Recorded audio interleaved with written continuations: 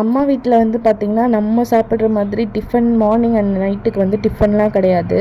மோஸ்ட்டாக சாப்பாடு தான் இருக்கும். எப்போவாவது ஒரு வாட்டி வந்து தோசை சுடுவோம்.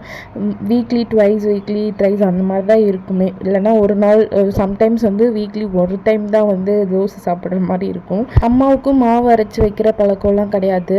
அதனால் வந்து அவங்களுக்கு டைமும் இருக்காது. ஆக்சுவலாக தோட்டத்து வேலையே கரெக்டாக இருக்கும். எனக்கு வந்து தெரியாது. நான் வந்து பெருசாக வீட்டிலலாம் மாவு அரைச்சதில்லை. சென்னையிலையுமே எப்போவுமே வந்து கடையில் தான் வந்து மாவெல்லாம் வாங்குறது. அப்பா இன்றைக்கி மாவு தான் வாங்கிட்டு வந்தார். நைட்டுக்கு தோசை தான். சிம்பிளாக ஏதாவது பண்ணலாமே அப்படின்னு சொல்லி பார்க்கும்போது இந்த பொரிகடலை குழம்பு வந்து ஞாபகம் வந்துச்சு. ரொம்ப சிம்பிளாக பண்ணிடலாம். வெங்காயம், தக்காளி, மஞ்சள் பொடி, அப்புறம் பொரிகடலை இருந்துச்சுனாவே போதும். பொரிகடலைங்கிறது நம்ம சென்னையில் வந்து உடச்ச கடலைன்னு சொல்லுவோம்.